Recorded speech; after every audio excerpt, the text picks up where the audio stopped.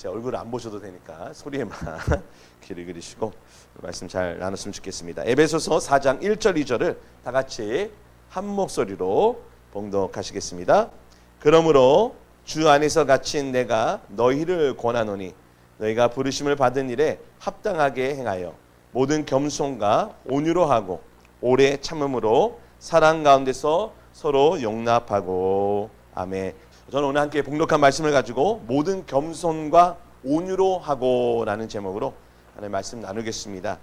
지금 벌써 에베소서 말씀을 지난 시간에 나눴던 것이 3주가 지났더라고요. 시간이 꽤 지났습니다. 그래서 여러분들 기억하실지 모르겠는데 지난번 에베소서 말씀은 그러므로 부르심에 합당하게 라는 제목으로 말씀을 나눴었는데요. 간략하게 정리를 하자면 에베소서가 총 6장으로 되어 있습니다. 그 중에서 1장에서 3장까지 그리고 4장에서 6장까지 이렇게 두 개로 구분을 할 수 있는데요. 1장에서 3장은 이론편이라고 한다면 4장에서 6장은 실천편이다라고 말할 수가 있습니다.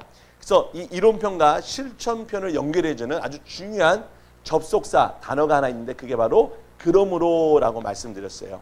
우리가 하나님 안에서 예수 그리스도 안에서 하나님께 받은 그 복이 얼마나 큰지 그것을 우리가 이미 믿음으로 받았죠. 아멘이십니까?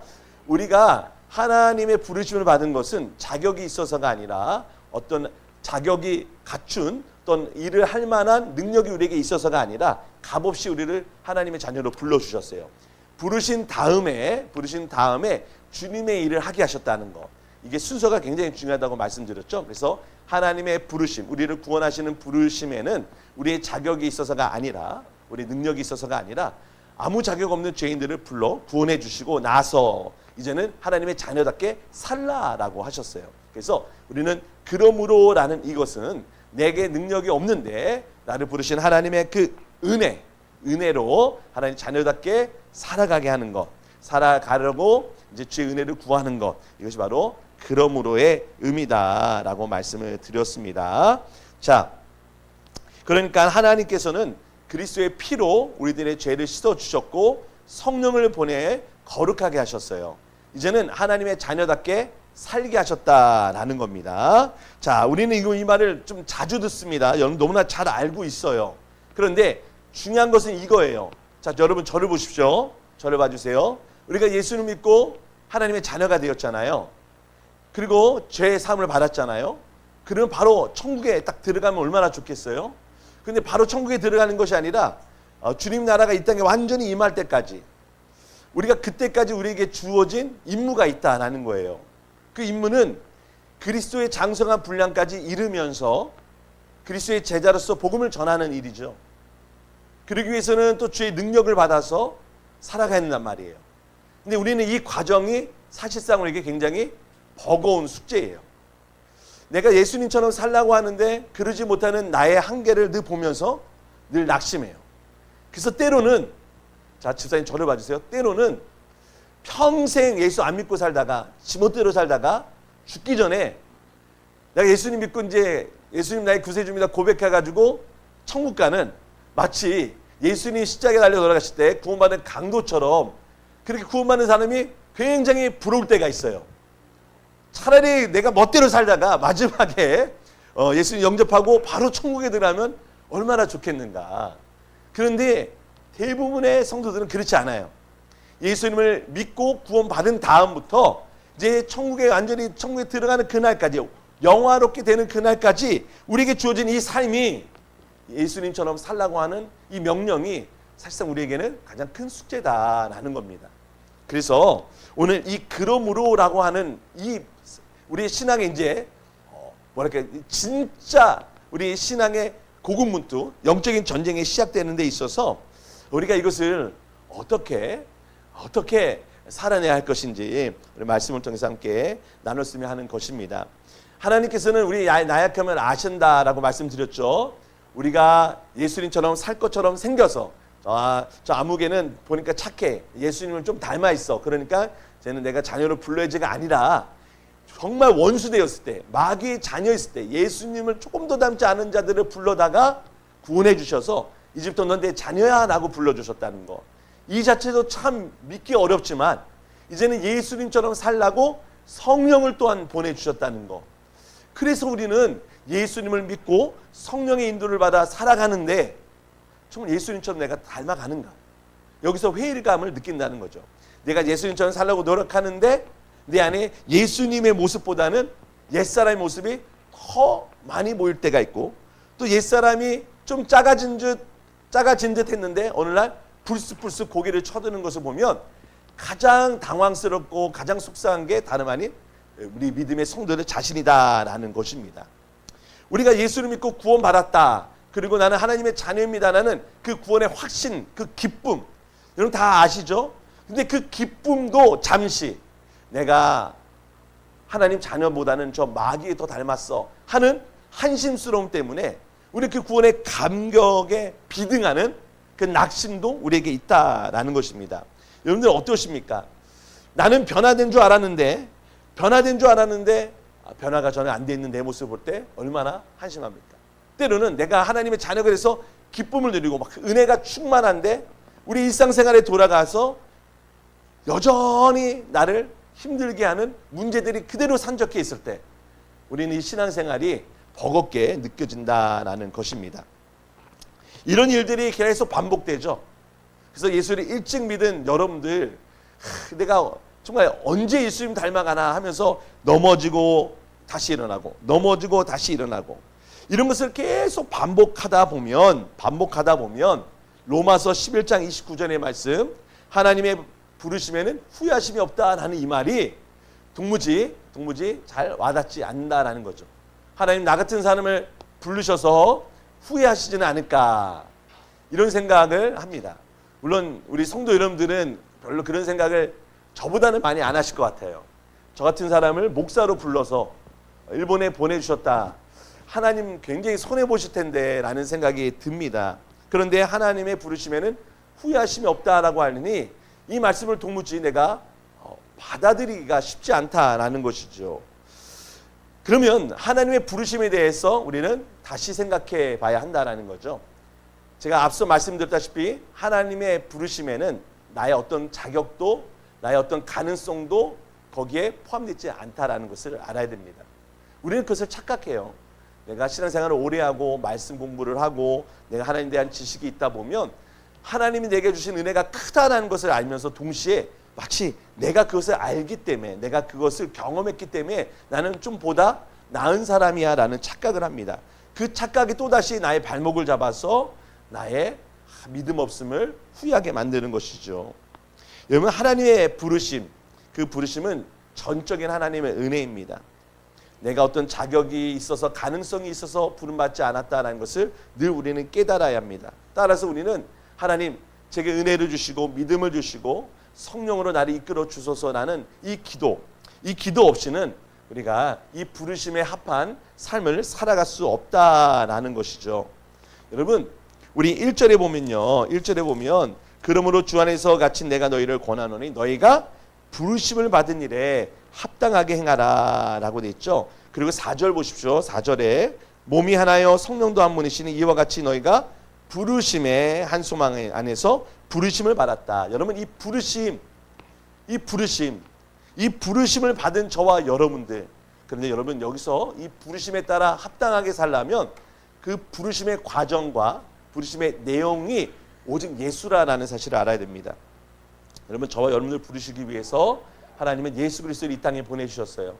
그래서 예수 그리스도가 초대장이 되셔서 누군지 예수를 초대장으로 믿고 받아들이고, 그리고 예수님이 나를 이 땅에 오신 것을 믿는다면 우리는 그 하나님의 부름에 부응하게 되고 하나님 나라 백성이 또 자녀로 등록이 됩니다. 아멘이십니까? 이번에 제가 한국에 왔다 갔다 하면서 참 편리한 게 뭐냐, 한국 국민이라면 여건 있으면 자동 심사 입국 심사를 하더라고요. 여권만 넣고 카메라 보고 손가락 올려놓으면 띵 하고 들어가요.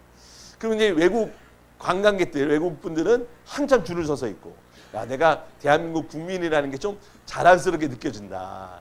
반대로 일본에 들어오니까요, 일본 국민들은 빨리 들어가는데 외국인은 또 봐서 여권 내밀고 얼굴 보여줘야 되고, 이게 그 나라에 등록되어 있는 것에 따라서 이렇게 차별이 있겠구나라는 생각이 듭니다. 사랑하는 성도 여러분, 우리는 하나님 나라 자녀로 백성으로 등록되었어요. 아멘이십니까? 그 등록된 것은 예수 그리스도 때문이에요. 다른 이유가 없어요.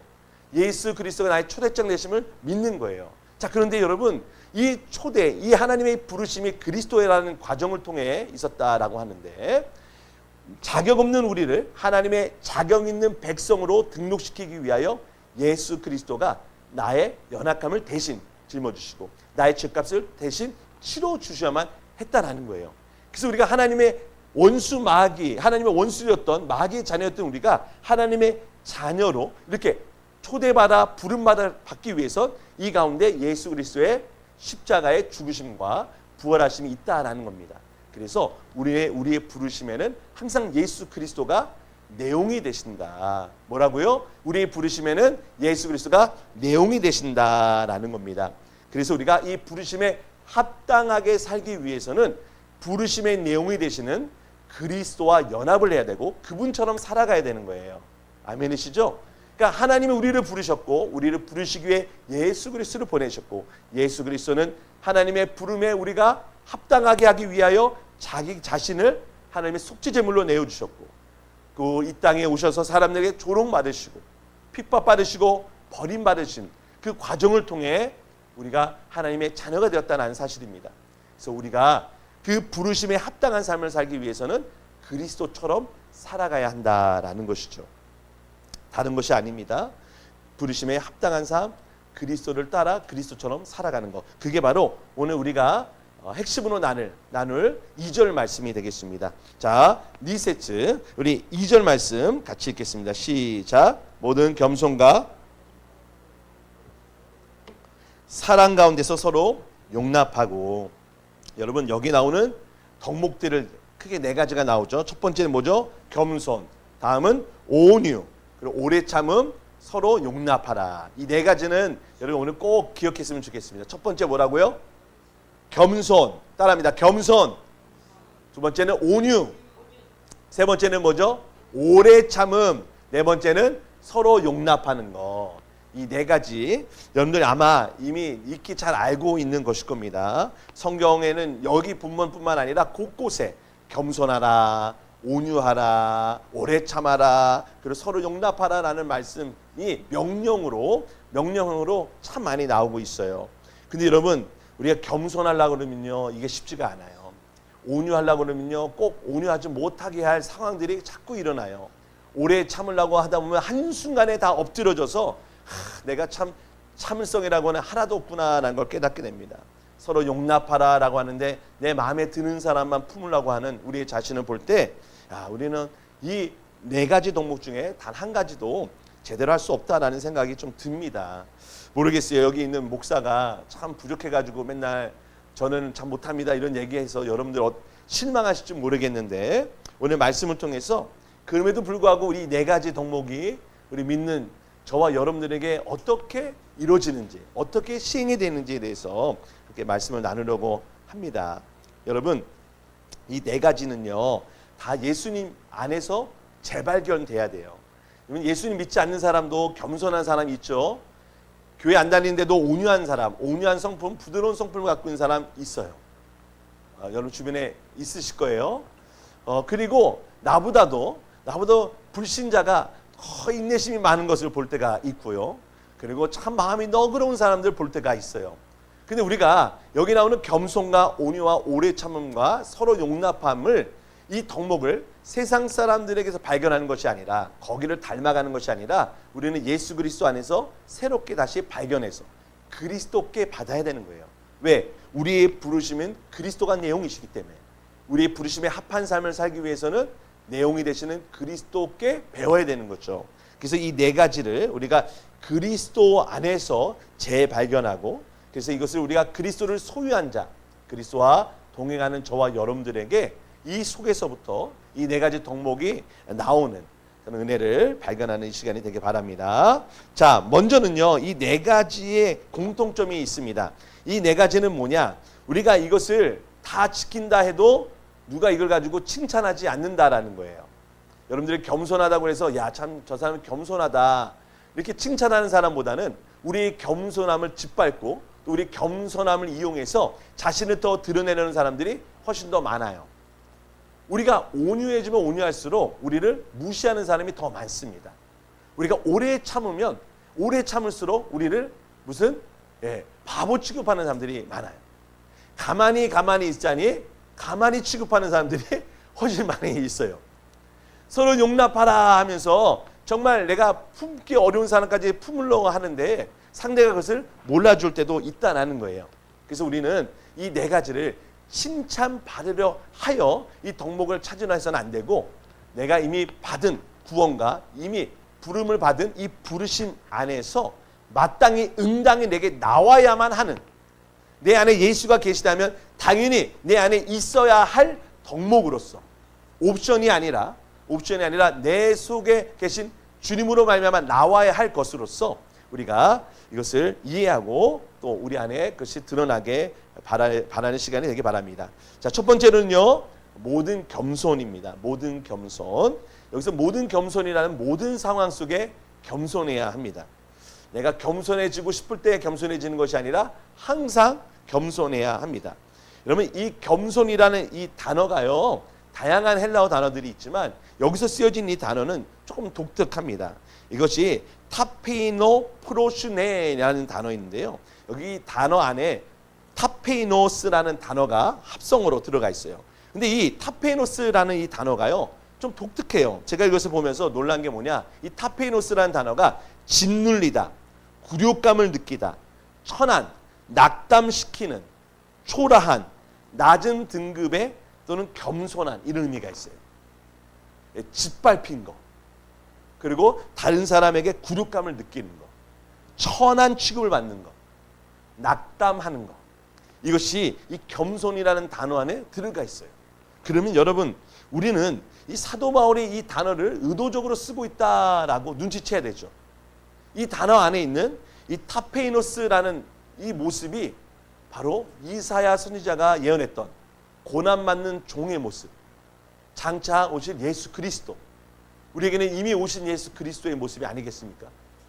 예수님이 하나님이신데 사람이 되어 이 땅에 내려오셨고 낮아지셨고 그리고 짓밟히셨고 그리고 사람들에게 굴욕당하시고 천함을 받으셨어요. 그것이 예수님이 힘이 없어서가 아니라 스스로 그 자리에 들어가셨다는 겁니다. 여러분, 겸손은요, 누군가가 나를 무시했을 때 내가 겸손해야지가 아니라 내 스스로 그 자리에 들어가는 겁니다. 무시당할 것을 뻔히 알면서, 저 사람이 나를 비웃을 거 알면서도 그 자리에 들어가는 거예요. 여러분, 이것이 결코 쉬운 일이 아니죠. 그래서 이 타페노 프로스추네라는 이 단어가요, 사전을 찾아보니까 이런 표현이 있더라고요. 고대 사회에서는 계급이 있지 않습니까? 사람들이 그 계급 사회예요. 태어날 때부터 왕족이 있고 귀족이 있고 상인이 있고요, 그리고 일반 평민이 있고요, 노예가 있어요. 철저하게 계급 사회인데, 이때 이 쓰여진 이 타페노 프로슈네라는 단어는 자기 자신의 원래 태어날 때부터 갖고 있던 계급에서 낮은 계급으로 내려가는 것, 이게 바로 이 겸손이라는 단어라는 겁니다. 그러면 정말 예수님께서 지극히 높으신 하나님이신 예수님이 스스로 자신을 낮춰 내려오셨는데, 이것은 뭐예요? 사람과 똑같이 되셨고 뿐만 아니라 사람을 섬기는 종이 되셨다라는 것이죠. 여러분, 겸손이라는 것은 내가 잠깐 내려갔다 오는 것이 아니라 실제로 그 낮은 사람이 되는 것입니다. 그래서 하나님의 나라에서는 낮은 자, 섬기는 자가 높은 자다라고 하는 뒤바뀐 나라 아니겠습니까? 따라서 이 모든 겸손이라는 이 덕목은요, 우리 예수님의 성품일 뿐만 아니라 예수님이 왕으로 계신 그분의 나라에서 가장 높은 계급의 사람에게 보여주는 덕목이에요. 아멘이십니까? 당시 고대 로마 사회에서는 겸손, 이 타페이노 프로시네라는 이 단어는 가장 낮은 천한 계급에 어울리는 표현이라면, 하나님 나라, 예수 그리스도의 나라에서는 이 표현이 뭐예요? 가장 높은 계급에 해당하는 사람들의 덕목이다라는 것이죠. 사랑하는 성도 여러분, 여러분들 하나님 나라에서 높임 받기 원하십니까? 그러면 이 땅에서 점점점 낮아져야 되죠. 낮아져야 됩니다. 근데 낮아지려면 말로만이 아니라 정말 복종하고 순종하고 또 무시당하고 짓눌리고 구속받는 그것을 알면서도 들어가야 되는 거죠. 따라서 여러분, 이 그리스도의 겸손에는요, 눈물이 뒤따릅니다. 사도행전 20장 19절에 보면 이 겸손이라는 단어가 똑같은 헬라어 단어가 쓰여지는데 이렇게 쓰여집니다. 곧 모든 겸손과 눈물이며, 겸손에 붙어오는 단어가 눈물이다라는 겁니다. 눈물, 아플 때, 괴로울 때 흐르는 것이죠. 이 겸손은 아프고 괴롭다라는 것을 또 성경이 우리에게 시사합니다. 두 번째로 예수님의 성품이자 예수님을 소유한 성도에게 나오는 귀한 덕목은 온유입니다. 온유. 여러분, 온유는요, 예수님의 성품을 대표하는 덕목이죠. 예수님이 마태복음 11장에 이렇게 얘기하셨어요. 나는 온유하고 겸손하니. 여러분, 자기 스스로를 온유하고 겸손하다라고 말하는 사람은 사실 우리가 의심스럽죠. 저 사람이 정말 겸손한 사람이 맞는가. 근데 예수님은요, 자기 자신을 온유와 겸손으로 표현을 하셨어요. 여러분, 온유는요, 성령의 열매, 9가지로 설명되는 성령의 열매 중에 하나이죠. 그렇죠? 따라서 예수님의 성품이자 성령의 열매로서 이 온유는 예수님을 소유한 자, 성령을 받은 자에게 당연히 나타나는 것입니다. 또한 예수님께서 산상수훈에서 온유한 자에게는 복이 있는데 땅을 기업으로 받을 것이다 라고 하셨어요. 자, 예수님께서 온유한 자에게 땅을 주신다라고 했는데 이 땅 부동산은요, 어떤 부동산일까요? 이 땅에 저 긴자 노른 땅이 아니라 그 땅과 이 땅과는 비교할 수 없는 하늘나라의 그 땅, 하나님의 예비하신 땅을 차지하게 하시는데 누가 그 땅을 차지한다? 온유한 자. 이 땅에서는 돈이 많아야 땅을 차지하지만 하나님 나라에서는 온유한 자가 하나님의 땅을 차지합니다. 여러분, 온유한 것은요, 부드럽고 또 성품이 다른 사람을 용서해주고 또 안아줄 수 있는 그런 착한 것을 이야기하죠. 근데 여러분, 온유는요, 절대 약한 것이 아닙니다. 온유한 자는 강한 자입니다. 강한 자만이 온유할 수가 있습니다. 아멘이십니까? 여러분, 모세는요, 예수님 빼고 그 다음으로 가장 온유한 사람으로 성경이 이야기하는 것 같아요. 그래서 하나님 뭘 하셨냐? 이 모세의 온유함이 지면의 모든 사람보다 더하다라고 말씀하셨어요. 여러분, 모세 정말 온유한 사람이지만 또 강직한 사람이었습니다. 그 수많은 사람들, 불평불만이 가득한 사람들을 이끌고 저 광야 40년을 버텨내야 했으니 보통 사람이 아니었죠. 그러나 그것을 버티기 위해 그에게는 하나님의 온유함을 또 주셨어요. 여러분, 온유했기 때문에 많은 사람을 인솔할 수 있는 겁니다. 온유하지 않는 사람은요, 사람과 사람 사이가 상처가 많이 생길 수가 있어요. 여러분, 이 기계, 뭐랄까요? 그 정밀한 기계일수록 아주 크고 작은 부품들이 맞물려 있습니다. 이 부품들이 서로 돌아갈 때 맞물려 돌아가기 위해서는 기름칠이 잘 돼 있어야 되죠. 기름칠이 되어 있지 않으면요, 소리가 나기 시작하고 또 이것이 마모가 됩니다. 서로 부품이 서로를 누르면서 서로를 찌르면서 마모가 되고 나중에 시간이 되면요, 이 부품이 서로 맞닿지 않아 가지고 헛돌거나 나중에는 이 기계가 작동하지 않는 수가 될 수가 있죠. 여러분, 사람과 사람 사이를 부드럽게 해주는 기름이 있다면 그것은 온유입니다. 온유함. 예수 그리스도의 온유함, 모세의 온유함, 그것이 바로 하나님 나라에 들어가는 백성들 안에서 기름처럼 묻어나야 하는 것이죠. 여러분, 여러분들에게 이런 온유함의 기름이 나오기 바랍니다. 여러분들이 누구와 어디서 함께하든지 여러분들 안에 그리스도로 말미암아 온유함이 나와서 여러분들이 있는 곳에 삐걱삐걱 소리가 나던 것이 여러분들이 감으로써 소리가 나지 않고, 그리고 서로 헛돌던 것이 여러분들이 감으로써 함께 동역함으로써 주님의 나라가 온전히 이루어지기를 소망합니다. 여러분, 사람이 많다고 큰 일을 하는 게 절대 아니에요. 사람이 많은데 배가 산으로 갈 수도 있어요. 이것이 뱃사공이 많으면 배가 산으로 간다라는 속담이 있듯이, 여러분, 우리의 온유함, 이것은 하나님의 사람들, 특히 지도자들에게 꼭 필요한 겁니다. 그래서 여러분들이 섬기시고 있는 여러분들의 셀이라든지 가정이라든지 일터라든지 여러분들이 온유해서 많은 사람들을 주께 인도하길 주님으로 축복합니다. 자, 세 번째로 우리 믿는 자들에게 나타나는 그리스도의 성품은 오래 참음입니다. 오래 참음. 그래서 오래 참다라는 이 단어 안에 있는 의미를 보면요, 이 투모스라는 단어가 들어가는데 이것은 열, 뜨거움을 의미합니다. 오래 참으면요, 이 안에 어떻게 해요? 막 열이 나죠, 그렇죠? 그것을 참고 견뎌내는 것입니다. 여러분, 이 오래 참음에는 크게 두 가지 유익이 있어요. 첫 번째는요, 오래 참으면요, 분을 쉽게 내지 않습니다. 쉽게 막 화를 확 치어오르는데 일단 참는 겁니다. 참고 또 참아서 다시 한번 생각해 보는 거예요. 그러면 다시 생각하는 동안에 내가 잘못 생각했구나, 내가 오해했구나 하고 죄를 안 짓게 되는 수가 있어요. 분을 쉽게 내면요, 죄를 많이 짓게 되죠. 그러나 오래 참음으로써 죄를 적게 질 수 있다라는 겁니다. 또한 오래 참으면요, 내 속에 불이 나고 막 낑낑 앓 때가 있어요. 그런데 낑낑 앓고 내 안에 화가 막 불이 올라오는데 어느 순간 내가 정죄가 되고 내가 그리스도를 더 닮아가게 돼요. 속상한 일, 괴로운 일을 내가 꼭 참고 있으면 너무너무 힘들죠.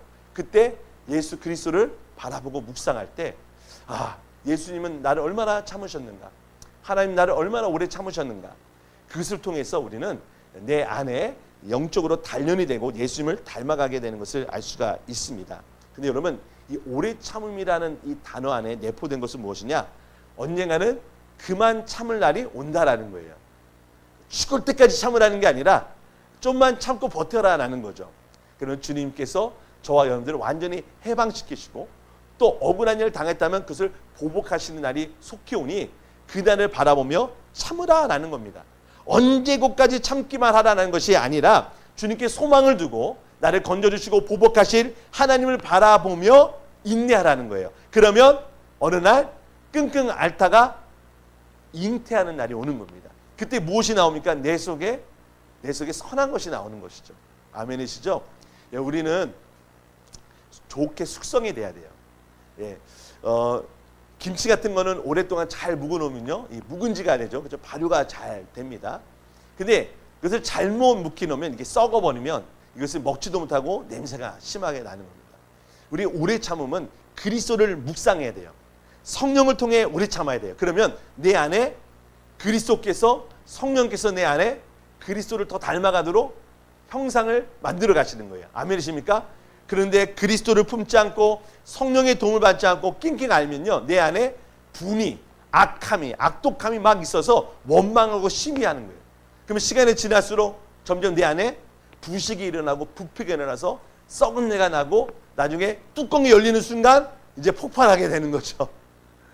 우리는 내 속에 그리스도가 깊이 계시고 또한 성령을 통해 내가 예수님을 닮아갈 때 뚜껑이 열리는 날 화가 나는 것이 아니라, 원망이 나오는 것이 아니라 그리스도의 향기가 나서 저 사람 정말 예수님을 닮았구나 하는 그런 칭찬을 받기를 주님으로 축복합니다. 자, 네 번째로는 서로 용납하기입니다. 여러분, 용납하라라고 주님이 명령하셨죠. 그런데 용납하라라고 명령하시는데 이 말투가 조금 특이합니다. 용납하다는 것은요, 수동태예요. 내가 받아들이는 거예요. 수동적으로 받는 거예요. 그러니까 무엇을 용납할지를 내가 결정하는 것이 아니죠. 근데 우리는 용납하라 그러면 내가 요거는 용납할 수 있고 저거는 용납할 수 없어 해서 내 스스로가 그 범위를 딱 설정을 하죠. 그러나 우리 예수님께서는 그 누구라도 주님 안아주셨고 품어주셨어요. 대표적인 것이 바로 여러분 자신이 아니겠습니까? 근데 우리는 용납하라 했었을 때 내가 용납할 사람은 이 사람 저 사람 있고 이 사람은 용납 절대 안 돼. 여러분, 이것은 명령에 순종하는 것이 아닙니다. 여러분, 용납하라라고 했었을 때는 이것은 내 안에 그리스도가 나와 더불어 상대를 용납하는 거예요. 나 혼자서는 절대 용납할 수 없는 사람. 근데 그 사람은 어떻게 용납하냐? 그리스도가 내 안에 계셔서 그리스도가 나를 용납하셨듯 그를 함께 용납하는 거예요. 제가 이번에 선교대회에 참석자 한국에 있을 때 저희 친척 형님들하고 이제 저녁 식사를 하게 됐습니다. 근데 형님들은 보면 한 달에 한 번씩 자기네들끼리 모여요. 그래서 막 뭐 먹고 놀고 막 이렇게 하는데 이제 저는 이제 이번에 가게 돼서 형님들이 또 자리를 마련하셨어요. 근데 뭐 다음 날 새벽에 또 말씀을 전해야 되고 그래가지고 자리를 좀 일찍 일어나려고 이제 했어요. 그래서 일어나는데 그중 우리 친척 형님 중에 한 분이 이제 교회 다니시는 신자인데 갑자기 저를 따라 나오시는 거예요. 그래서 저를 배웅하나 보다 하고 나왔더니 기태야, 내가 좀 상담 좀 받을 거 있어, 그러는 거예요. 근데 이 형님이 가끔씩 저한테 뭐 전화를 하시거나 카카오톡으로 저한테 신앙 상담을 좀 하시는데 저한테 이렇게 물어보시더라고요. 내가 무엇을 놓고 기도를 하고 있는데 이게 하나님 뜻인지 아닌지 내가 잘 모르겠다. 내가 하나님 뜻대로 기도를 해야 되는데 이게 하나님 뜻인지 나 잘 모르겠어. 이럴 때 어떻게 해야 될까라고 물었더라고요. 제가 형님을 보니까 형님이 고민이 많으신 것 같았어요. 왜냐면 그 전에 봤던 형님하고 지금의 모습이 너무 다른 거예요. 살이 한 30kg가 빠진 것 같아요. 삐쩍 말랐어요. 너무 놀랬죠. 그러니 자기가 이 문제 때문에 지금 살이 이렇게 빠지고 너무너무 힘들다는 거예요. 너무너무 힘들대요. 그래서 제가 그 사정을 다 모르니까 형님, 하나님께 기도할 때 우리가 이것만 놓고 기도하지만 하나님이 응답하실 때는 이것뿐만 아니라 더 넓게 보시고 응답하시니까 형님 그냥 하나님께 마음 놓고 하나님 뜻대로 인도해달라고 기도하시면 하나님이 응답해 주실 거예요. 근데 형님이 이 A를 들어달라고 기도를 했는데 하나님이 B를 응답하실 수도 있어요. 근데 나중에 시간 지나보면 이 B가 형님이 이 A를 기도한 것을 포함하거나 아니면 A보다 더 좋은 것을 주시니까 형님 무엇이든지 하나님 좋은 것을 주실 줄 믿고 기도하세요. 어느 형님이 거기서 막 주르르 우는 거예요. 좀 전까지만 한잔 하시던 분이 기태야, 내가 어떻게 하지? 하고 하면서 막 우시는데 제 마음이 막 그냥 좀 짠하더라고요. 그랬더니 그 내용을 대략 보니까 너무너무 미운 사람이 있다는 거예요. 너무너무 미운 사람인데 그 사람 때문에 내가 밥도 못 먹겠고 막 그렇다는 거예요. 그래서 저한테 너 같으면 어떻게 하겠냐 그래요. 솔직히 저는 자신 없어요. 저도 내 원수 같은 사람 안아줄 자신이 없어요. 그런데 어떻게 해요? 주님이 용서하고 용납하라 하셨으니 내 힘으로 할 수 없으니까 주님께 기도하고 용납할 수 있는, 안을 수 있는 힘을 달라고 해야죠. 그게 우리 신앙생활이고, 그리고 내가 안을 때 아프고 찌르지만 그래도 어떻게 해요? 주님이 하라 하셨으니까 하면서 우리가 할 수 있는 게 이거밖에 없지 않겠어요? 라고 말씀을 드렸어요. 여러분, 누군가를 용납하고 끌어안는다는 것은 사실상 정말 쉬운 일이 아닙니다. 여러분, 이 단어가요, 다시 서로 용납하라는 이 단어가 아네코라는 단어인데요. 이게 에코라는 단어 앞에 아나라는 단어가 합성됐어요. 근데 이 아나라는 단어가요, 다시라는 뜻이 있어요. 다시. 즉, 이 끌어안는 것을 다시 끌어안으라는 거예요. 내 품에 떠났던 사람, 내가 이미 알던 사람, 나에게 등에 비수를 꽂았던 사람, 내 뒤통수를 정말 심하게 때렸던 사람, 그 사람을 어떻게 해요? 다시 끌어안으라라는 거예요. 그래서 사도 바울 선생님이 여기서 이 단어를 서로 용납하라라고 했었을 때 다시 끌어안으라라고 하는 것은 아마도 이 에베소 교회 안에 어떤 슬픔과 아픔이, 상처가 있었던 것이 아닌가 충분히 추측할 수가 있어요. 여러분들을 다시 끌어안기 힘든 사람 혹시 있습니까? 그렇죠? 이게 쉽지 않아요. 그런데 여러분, 그것이 예수 그리스도가 내 안에 계시는 목적 중에 하나입니다. 우리가 하나님의 피조물 아닙니까? 하나님의 형상대로 창조를 받았는데 우리가 하나님을 배역했어요. 반역했어요. 그럼 우리는 심판받아야 마땅하죠. 그런데 하나님이 우리를 어떻게 해요? 다시 끌어안으셨어요. 다시 끌어안기 위해서는 어떻게 하셨죠? 예수 그리스도를, 독생자를 십자가에 못 박아 죽게 해야만 했어요. 이것이 바로 다시 끌어안음의 의미인 것이죠. 여러분, 예나 지금이나 교회에 실망했다라는 분들 참 많이 보는 것 같습니다. 교회에 열심히 다니다가 교회에 실망한 분들, 그래서 교회를 떠난 분들, 얘기 들으면 목사 때문에, 성도들 때문에, 교회 이런저런 것 때문에 교회에 실망했다라고 해요. 그런데 저는 감히 여러분들에게 이렇게 말씀드리고 싶어요. 여러분들이 신앙이 깊어지고 믿음이 성장하려면 교회에 대한 실망감을 많이 겪으셔야 돼요. 여러분들이 상상했던 그 교회가 뭔지 모르겠지만 사실상 이 교회라는 것은 용서받은 죄인들이 모인 것이고 구원받은 죄인들이 이곳에서 예수님을 소유하고 예수님처럼 살아가려고 발버둥 치는 것이에요. 그렇기 때문에 그런 연약함, 서로 찌르고 아파하는 이런 것들이 이 교회 안에 있어요. 그런데 여러분, 이곳에 와야지 서로 끌어안으며 그리스도를 발견하고 이곳에서 교회 안에서만 우리는 하나님의 그 용서와 용납하심을 재현할 수가 있는 거예요. 세상에 나가면요, 내 마음에 안 드는 사람 두 번 다시 안 보면 그만이에요. 그렇죠? 근데 교회는요, 주님 때문에 다시 봐야 되고 다시 안녕 인사를 해야 되는 이런 상황이 불편할 수 있단 말이에요. 그런데 여러분, 어디 가서 다시 끌어안음, 그리스도 안에서 다시 끌어안음을 경험할 수 있겠습니까? 여러분, 혼자 신앙생활 한다면 이 네 가지 덕목 다 필요 없습니다. 모든 일에 겸손할 필요도 없고, 온유할 필요도 없고, 오래 참을 필요도 없고, 서로 다시 용납하라라는 말도 사실 필요 없습니다. 사도 바울 선생님이 이 네 가지 덕목을 에베소 교인들에게 이야기하고 명령하는 이유는 무엇입니까? 그것이 교회이기 때문입니다.